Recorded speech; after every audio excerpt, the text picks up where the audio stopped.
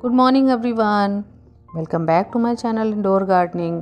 फिर से हाजिर हूँ आपके सामने एक और एपिसोड के साथ। लास्ट टाइम जो प्लांट्स लगाए थे वो सब देसी प्लांट थे और आज कुछ एक्जॉटिक वैरायटी के प्लांट्स मैं आपके सामने लगाने वाली हूँ। तो चलिए देखते हैं कि कैसे इन्हें मैं लगाने वाली हूँ। फर्स्ट प्लांट जो मेरा है ये एग्लोनिमा है, जिसे चाइनीज़ एवरग्रीन भी कहते हैं। हालांकि नर्सरी वाले ने तो मुझे एक और नाम बता दिया कि इसे स्नो वाइट कहते हैं। तो मैंने कहा जो भी कहते हो भाई, मुझे तो ये चाहिए, क्योंकि मुझे काफ़ी टाइम से इसका वेट था, तो मार्केट में ये कहीं अवेलेबल नहीं था। आज मैं इसको प्लांट करने वाली हूँ लगभग 10 से 12 दिन के बाद, जब मुझे इसमें एक लीफ दिखाई दी जो नई ग्रोथ थी और वो रॉट हो रही थी। तो इसीलिए मैंने सोचा कि अब इसे मैं गमले में लगा देती हूँ, वरना ये कहीं कहीं ख़राब ना हो जाए। सबसे पहले तो इसकी मिट्टी में सॉइल चेक करूँगी, जो कि मुझे काफ़ी हद तक ये दिख रही है सिर्फ सैंड। इसमें मिट्टी बहुत ही मुझे लगता है ही नहीं, सिर्फ आई थिंक कुछ पोर्शन इसमें खाद का मिलाया होगा। फ़िलहाल मैं इसकी रूट चेक कर लेती हूँ कि रॉटिंग तो नहीं हो रही, क्योंकि ऊपर का हिस्सा रॉट हुआ तो मुझे डर हो गया था कि कहीं अंदर रूट रॉटिंग तो नहीं हो गई, ओवर वाटरिंग तो नहीं हो गई।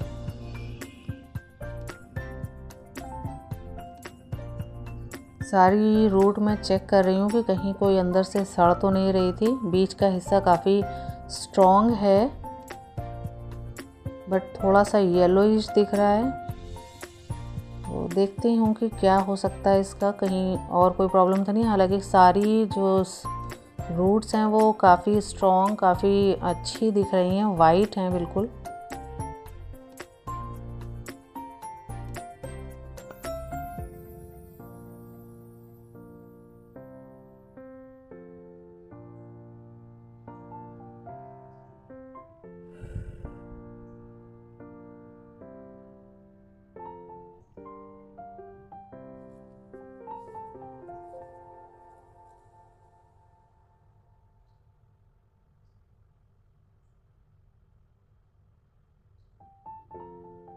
मिट्टी में तो इसकी मुझे कुछ ख़ास नहीं मिला, कोई ऐसी चीज़ें मुझे नहीं दिखी जो अलग दिखें। सिर्फ ये सैंड ही मुझे दिख रही है, और कंपोस्ट होगा और सैंड होगी। वॉश करके भी देख ले रही हूँ एक बार कि अच्छे से दिख जाए, मुझे समझ आ जाए कि कहाँ से प्रॉब्लम हो रही है। अभी भी कोई ऐसा प्रॉब्लम दिखा नहीं मुझे। हालांकि ऐसा इस वक्त करना नहीं चाहिए, ये इसकी ग्रोथ पीरियड, और फिर भी मुझे इसे वॉश करना पड़ रहा है और इतना कुछ देखना पड़ रहा है। प्लांट को इतने अच्छे से थोड़े दिनों के लिए बेचारा शॉक में चला जाएगा इतना सब करने के बाद। फंगस इन्फेक्शन ना हो इसलिए मैं साफ फंजीसाइड जो मेरे पास था उसे लिक्विड फॉर्म में भी थोड़ा सा रखती हूँ बनाकर, और उसी को मैं इस वक्त स्प्रे कर रही हूँ, ताकि अगर किसी तरह का इन्फेक्शन हो तो वो ठीक हो जाए।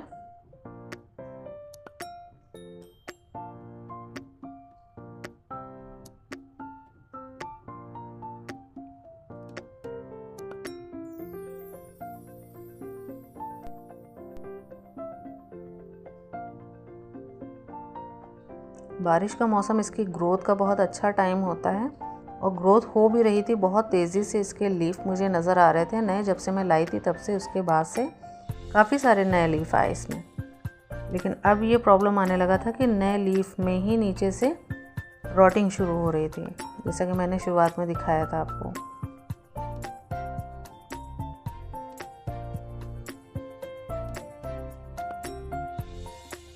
फ़िलहाल मैं इसे मिट्टी में लगाऊंगी, वही मिट्टी सेम जो मैंने आपको पिछले एपिसोड में बताया था कि ये जो मिट्टी निकली हुई है इसकी, यही मैं यूज़ कर ले रही हूँ। और उसके साथ साथ मेरी जो मैं ख़ुद बनाई थी अभी मैंने थोड़ी देर पहले मिट्टी की, सिर्फ थोड़ी सी रिवर सैंड है, थोड़ा मिट्टी का पोर्शन है और थोड़ी कंपोस्ट है। बस थोड़ा सा ऊपर से फंजीसाइड भी मैं मिक्स कर देती हूँ, ताकि किसी भी तरह का मिट्टी में इन्फेक्शन ना रह जाए।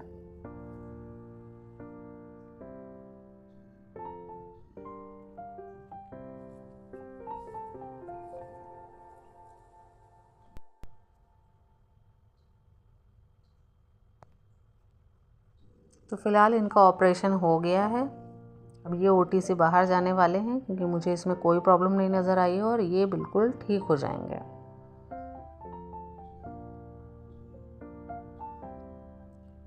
इस प्लांटर को कंप्लीट करने के बाद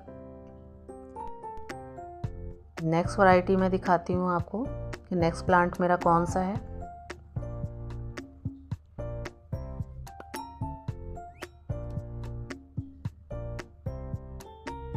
वैसे ये काफ़ी पहले मैंने वीडियो शूट किया था, लगभग अगस्त में ही, और अब तक इसकी अच्छी ग्रोथ शुरू हो चुकी है। इसकी जितनी भी प्रॉब्लम्स थी वो सॉल्व हो गई थी और ये बिल्कुल ठीक हो गया था मेरा प्लांट। काफ़ी दिनों तक तो शॉक में रहा, लेकिन उसके बाद से फिर उसमें न्यू ग्रोथ आ गई थी, तो मुझे लग गया कि प्लांट सही सर्वाइव कर जा रहा है। बारिश के दिनों में ही इसका ग्रोथ टाइम होता तो जल्दी सर्वाइवल उसका पॉसिबल था। नेक्स्ट प्लांट है मेरा, ये मैं सिरेमिक पर लगा रही हूँ। सिरेमिक पॉट है ये छोटा मेरा, ये मेरे सेंटर टेबल पर रहता है और इसमें मैं वैरायटी बीच बीच में चेंज करती रहती हूँ, कुछ ना कुछ अलग प्लांट्स लगाती रहती हूँ।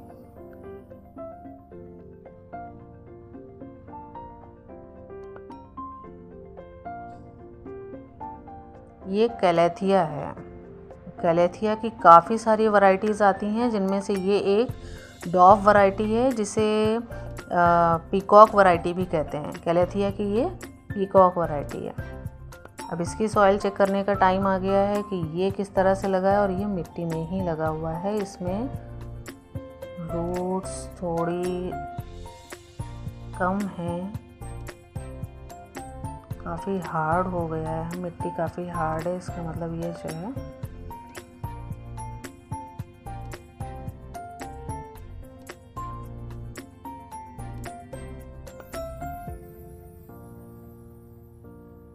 चलिए बस मिट्टी इसी को मिक्स करके तैयार कर लेते हैं। इसमें कोई प्रॉब्लम नहीं थी, बस मैं आज इसे प्लांट कर देना चाहती हूँ क्योंकि ये सारे प्लांट्स काफ़ी टाइम पहले मैं लाई थी और 10-12 दिन बीत चुके हैं, तो अब इन्हें अपने एटमॉस्फेयर के यहाँ की हैबिचुअल हो गए होंगे, तो अब इन्हें मैं मिट्टी में अपनी लगा देती हूँ। इसके कलर बड़े खूबसूरत हैं और बैक पोर्शन से पूरा पर्पल प्लांट रहता है और ऊपर से ग्रीन, और ऊपर से फिर इसके ऊपर इतने सारे जो डिज़ाइन बने होते हैं, इसी वजह से शायद इसे पीकॉक नाम दिया गया है। बहुत ही खूबसूरत वैरायटी है ये।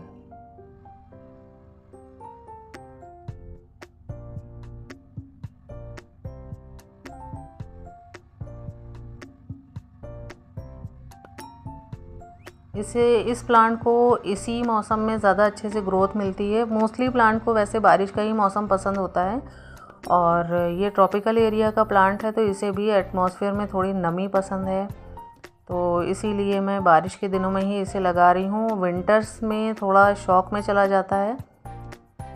नेक्स्ट कैलेथिया की ही वैरायटी है। देखिए इसके भी कलर कितने खूबसूरत है। इसमें तो प्लांट में लीफ के ऊपर भी पर्पल कलर आता है और ये न्यू लीफ इसमें आ रही थी, तो मुझे ये दोनों वैरायटी बहुत पसंद आई थी, तो मैंने दोनों ही ले ली। अभी इसे भी प्लांट कर देना सही होगा क्योंकि ये जो वेदर है ये इसके लिए परफेक्ट है। बहुत ज़्यादा ठंड और बहुत ज़्यादा गर्म दोनों ही वेदर इन प्लांट्स के लिए थोड़ा सा प्रॉब्लमेटिक होते हैं। बहुत ज़्यादा जब गर्म होती है तब तो एक बार काम फिर भी एसी से चल जाता है, लेकिन विंटर्स में थोड़ा सा इन्हें बचाना, फिर रूम को मुझे थोड़ा वार्म करके रखना पड़ता है, तब इन्हें चला पाती हूँ।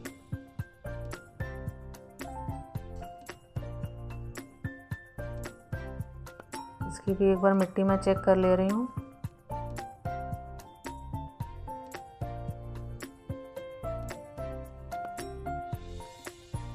इसकी मिट्टी में मुझे कोकोपीट बहुत ज़्यादा नज़र आ रहा है। कोकोपीट काफ़ी हद तक मॉइस्चर रिटेन रखता है।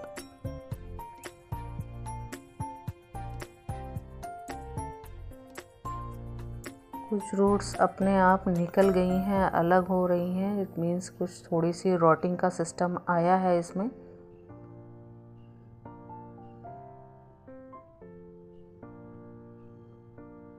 मिट्टी एज इट इज़ पौधे को थोड़ा सा उसी एटमॉस्फेयर में भी रखना है जिसमें वो था, तो इसलिए सेम मिट्टी में अपनी वाली मिट्टी में मिक्स करके ही लगा रही हूँ।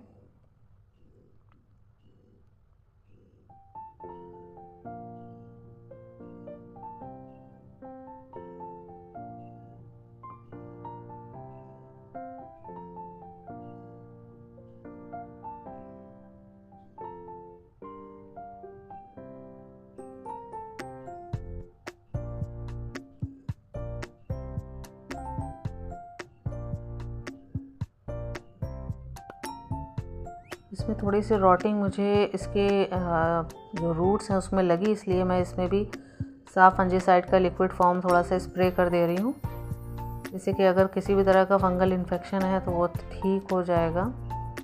वैसे तो ऑलरेडी मिट्टी में मेरे मिक्स है।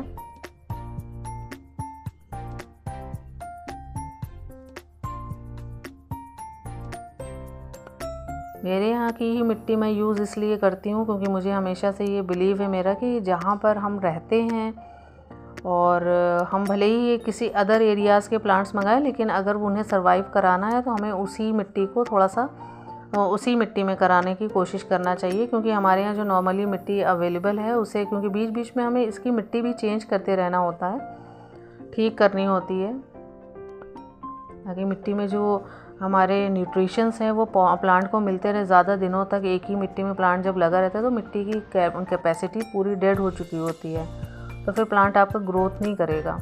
तो इसलिए हमें मिट्टी बदलते रहना है, और बाहर की मिट्टी आई हुई अगर हम उसी प्लांट को देते रहेंगे तो वो भी एक टाइम पर डेड हो जाएगी। तो हमारे यहाँ की मिट्टी तो अलग है ना, तो इसलिए मैं हमारे यहाँ की मिट्टी में ही प्लांट को सर्वाइव कराने की कोशिश करती हूँ। थोड़ा टाइम टेकिंग रहता है, बट ये मेथड मुझे बहुत सालों पहले, मैं एक लखनऊ में एक भोला नर्सरी है जिन्होंने मुझे ये बताया था कि अगर प्लांट को आपको, मैं उस वक्त उनसे पाम की वैरायटी लेने के लिए गई थी और उन्होंने मुझे अपने ही बैकयार्ड में लगा हुआ पाम ज़मीन से निकाल कर दिया, तो कहा था कि बेटा ये ज़रूर सर्वाइव करेगा क्योंकि ये यहीं पर है, मैंने इसको यहाँ अपने यहाँ की ज़मीन में लगाया हुआ है और वो चलेगा। तो मुझे उनकी ये बात याद रही कि जो प्लांट आपके अपने एरिया के एटमॉस्फेयर में और वहाँ के जो मिट्टी में अच्छे से चल जाते हैं वो लॉन्ग लास्टिंग रहते हैं। तो वो प्लांट मेरे पास काफ़ी सालों तक रह गया था।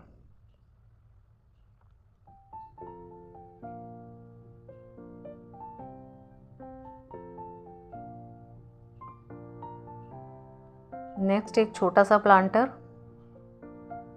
इसमें मिट्टी फिल कर रही हूँ, फिर आपको बताती हूँ कि मैं इस प्लांट को, ये एक छोटा सा इक्ज़ोरा प्लांट है, इक्ज़ोरा की डॉव वैरायटी है। इक्ज़ोरा में एक्चुअली बंचेस में फ्लावर आते हैं, लाइट पीच कलर के भी होते हैं, थोड़ा डार्क भी होते हैं, और मुझे ये डॉव वैरायटी बिल्कुल ट्री के जैसी लगी, तो मैंने इसको इसलिए ले लिया कि मुझे एक बोनसाई बनाना था, तो इसलिए मैंने ले लिया। इसकी कटिंग वटिंग मैंने पहले ही कर दी थी, तो आज मैं इसको इस छोटे वाले प्लांटर में लगा रही हूँ। इसका एक्चुअली रूट बाउंड हुआ है, काफ़ी पहले का आई थिंक ये प्लांट उनके पास रखा हुआ था, और बहुत हार्ड मिट्टी है, ये सिर्फ मिट्टी में ही लगा हुआ है, इसमें कुछ भी नहीं दिया गया, और रूट पूरी तरह से बाउंड है। तो इसलिए मैं रूट थोड़ी सी कम भी करूँगी क्योंकि मुझे इसकी ग्रोथ बहुत तेज़ी से नहीं चाहिए, मुझे इसकी स्टेम मोटी चाहिए। तो वो उसको करने के लिए मुझे थोड़ा टाइम, मतलब इसको देना होगा कि इसकी फिर से रूट्स डेवलप हों और कम मिट्टी में ये सर्वाइव करे, उसके बाद ये इसकी स्टेम अच्छी कर लेगा।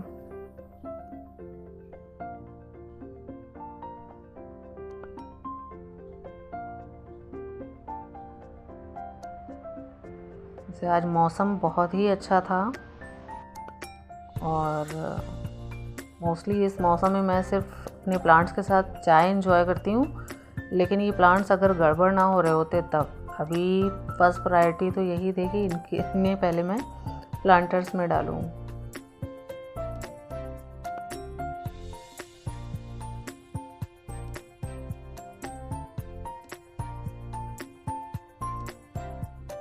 इक्ज़ोरा काफ़ी हार्डी प्लांट है, तो इसके लिए मुझे बहुत ज़्यादा मेहनत की ज़रूरत नहीं पड़ेगी। ये आपको मोस्टली पार्क वगैरह में तो इजीली मिल जाते होंगे, देखा होगा आपने। ये डॉव वैरायटी और ज़्यादा खूबसूरत लग रही थी, छोटे छोटे नन्हे नन्हे, मुझे लग रहा था जैसे ट्री हों।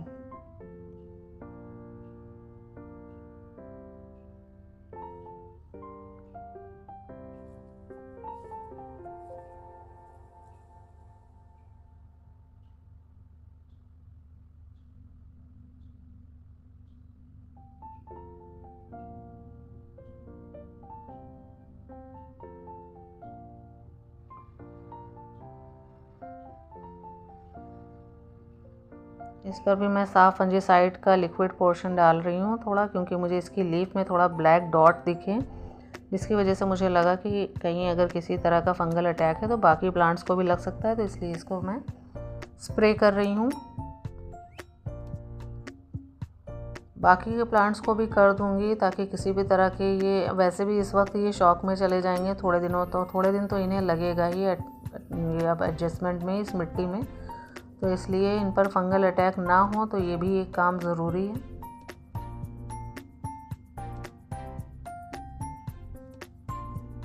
तो कैसा लगा मेरा ये वीडियो? अगर पसंद आया हो तो लाइक ज़रूर करिएगा, शेयर करते रहिए, सब्सक्राइब कर लिए चैनल, तो और भी सारी चीज़ों के जो जितने भी इंडोर गार्डनिंग के मेरे जो टिप्स हैं वो मैं आपसे शेयर करती रहूँगी। Thanks for watching, bye bye.